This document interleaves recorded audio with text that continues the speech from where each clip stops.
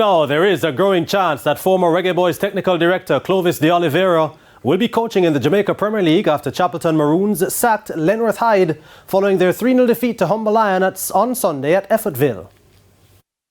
Out of almost obscurity, without a name recognition, Chapleton Maroons arrived in Jamaica's top tier as they finished second in the JFF Tier 2 competition in 2022 under the guidance of Lenny Hyde. Hyde, who won Premier League titles at Tivoli Gardens, Harbourview and Portmore United, experienced a tough start in the league, winning only 2 of their opening 9 games. Sunday's 10th was, however, his last, as the Maroons were ambushed at the Effortville Sports Complex in a 3-0 capitulation as they hover in 11th position on 8 points. The beginning of the end for the experienced coach, who was shown the door immediately after. We have parted ways by mutual consent. So this was just done because of the last result or just overall results, the mutual consent? Accumulation of results.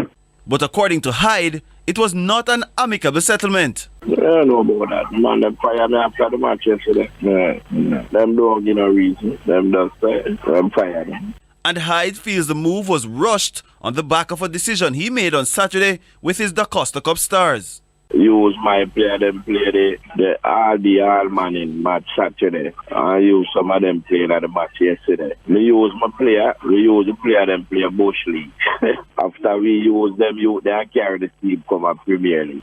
And only 5 of them, and one of them play the whole match. So I will take off most of them. We don't have no players at Chapleton Maroons. We're not getting no player.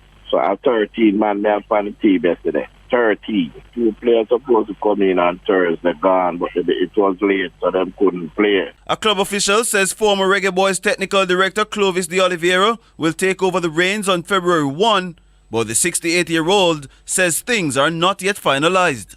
It still is not 100%. I think we're going to finalize this, let's say, next week at the most. And it should be my pleasure to talk to you as soon as I got 100%, because I didn't sign any contract, but I can tell you the truth. We are talking, we are discussing, and I was there, as you know. I spent 80 days in Jamaica last 2 weeks. It was fantastic, it was great, and hopefully everything is going to be all right. Chapleton Maroons will next be in action against Mount Pleasant Football Club on Sunday. Jerome Foster, TVJ Sports.